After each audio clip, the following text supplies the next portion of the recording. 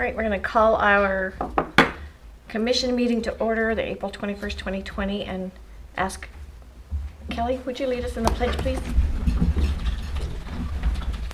I pledge allegiance to the flag of the United States of America and to the republic for which it stands, one nation, under God, indivisible, with liberty and justice for all.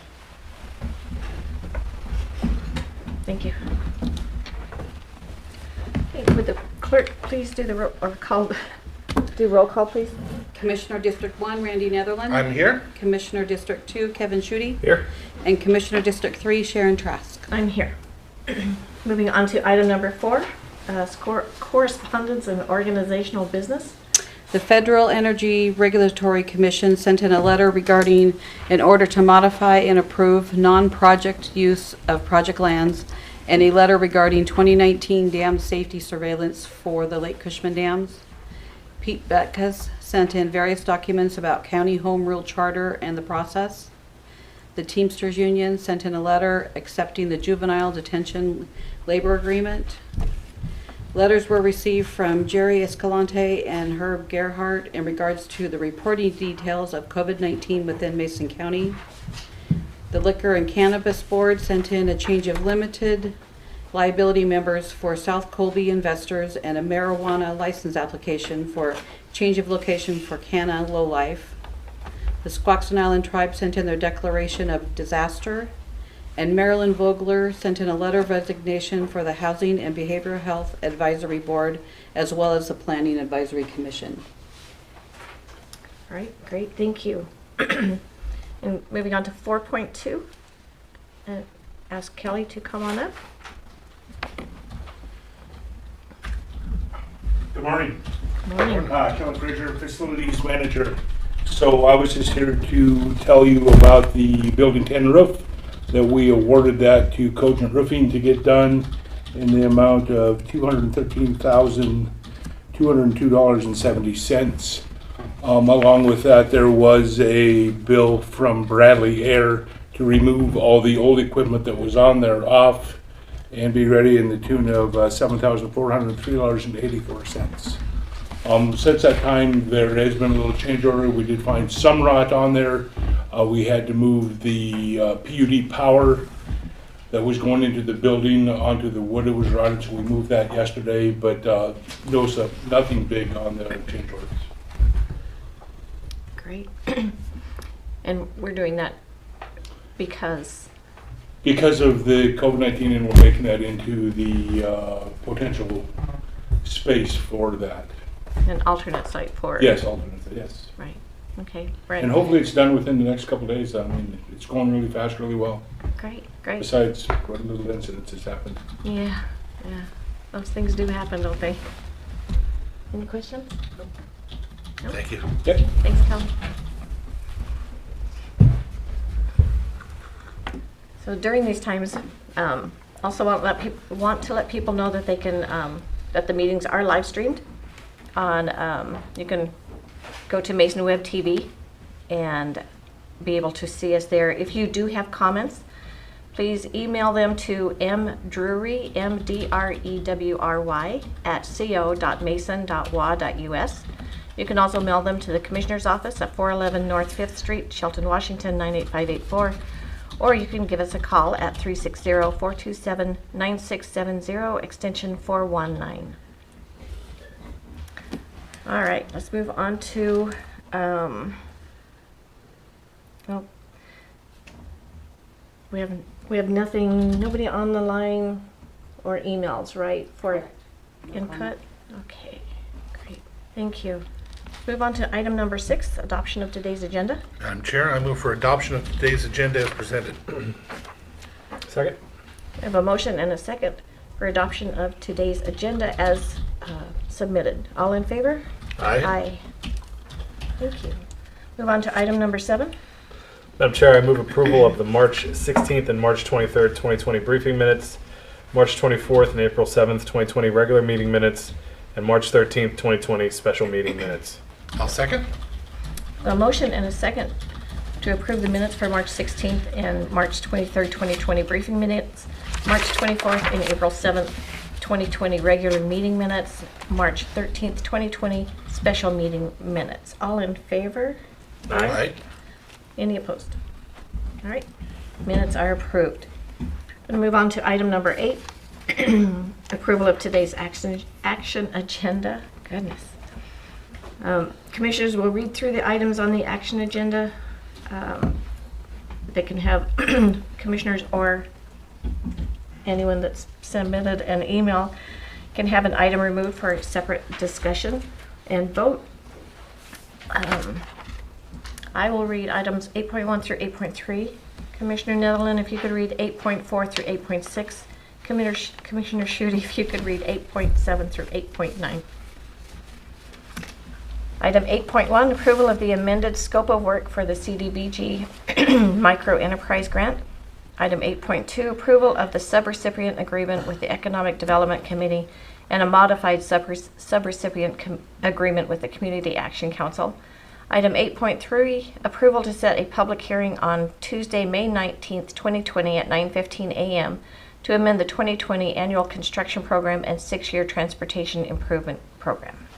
Madam Chair, item number 8.4 reads, approval to have the chair sign and enter the county interprofessional service agreement with North Mason Resources for a period of April 21st, 2020 to December 31st, 2020 in order to provide basic essential items to the poor and infirm with a strong preference towards veterans in Mason County. Item number 8.5, approval to donate to the Community Foundation of South Puget Sound $50,000 to be used for purposes allowed under RCW 36.22.179 and authorize the chair to sign the necessary documents. Item number 8.6, approval of the resolution amending Mason County Code Title II, Administration and Personnel, adding the Mason County Public Health Emergency and Disaster Leave Sharing Policy for county employees. Item 8.7, approval of warrants and treasurer electronic remittances. Claims clearing fund warrant numbers 8071308 through 8071708, the amount of $1,102,941. Direct deposit fund warrant numbers 67247 through 67625, in the amount of $721,629.61. Salary clearing fund warrant numbers 7005099 through 7005133 in the amount of $1,018,828.02. And treasurer electronic remittances $1,550,022.46. Item 8.8, approval to have the chair sign a letter regarding continuation of the Family Recovery Court Expansion Grant number 19T181939A from the Substance Abuse and Mental Health Services Administration, SAMHSA. Item 8.9, approval to sign the letter requesting an extension of the Comprehensive Opioid Abuse Program to August 31st, 2021. Thank you. Now that we read through today's action agenda, are there any items you would like to be removed for a separate vote? No? Nope. Do we have any emails from constituents that would like? We do not. Thank you. All right. Do we have a motion? Madam Chair, I move approval of today's action agenda items 8.1 through 8.9 as presented. I'll second. We have a motion and a second for approval of today's action agenda items 8.1 through 8.9. All in favor? Aye. All right, the action agenda has been approved. Moving on to item number 9. Do we have any department heads or elected officials that would like to come forward? No? All right. And we do not have a hearing today. So let's move on to item number 11, board reports and calendars. Commissioner Netherland, if you could go first. I will go second, and Commissioner Schutte, if you could follow up. Yes, so I had a meeting of the board of the ARC of the Peninsulas. I dislike these webinars. I'm just not a fan of them. I'm dreading next week's because next week's for Wire 15 is a 4.5-hour meeting. There should be a rule. There really should. Time limit. But you're all suffering from it, I'm sure. It's not just me. So with that, also the Peninsula Regional Transportation Organization, we had a lot of different issues with the builders and stuff, and I want to thank our staff for keep standing up and trying to help with that. Also issues on the roads, and again, your quick action is very much appreciated. Support services meeting after this, executive session after this, that dreaded 4.5-hour meeting with WIRA 15, Mason Transit Authority meeting, WASC legislative listening, and Corona webinar is coming up. I wanted to make a couple comments of thanks though on the action agenda that we just passed, and I want to thank the commission for during these tough times, you guys are making sure that these things, some of our ones that need us the most, are getting some of the opportunities to keep some of their doors open because of your guys' hard work and the efforts that you guys are putting in.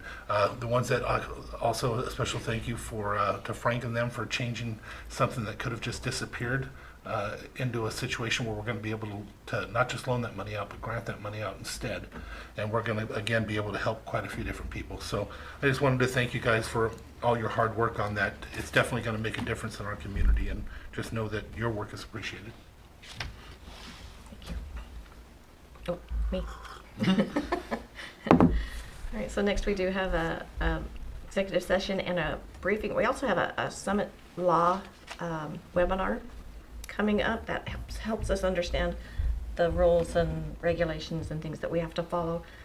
MTA later, every morning I have, I call it our COVID meeting. We have a great team of people that get together. We're there from 8 sometimes until 10 or later, discussing issues that we need to help resolve, and we've got great team members in the room here, so it's pretty cool. Then we have the chamber has a weekly meeting also. It's also a webinar. We have a legislative listening webinar also. Yeah, lots of webinars, right? And then every Friday, the WASC also has a webinar, and it helps us go through what the governor is saying and what the health department is also asking us to follow. And then that brings us back here on Monday. Again, I'll be with the commission for the support services briefing and executive session following today's meeting, also the Mason Transit Authority meeting, and then just a variety of other things as they come up over the next couple of weeks before we're back together in person.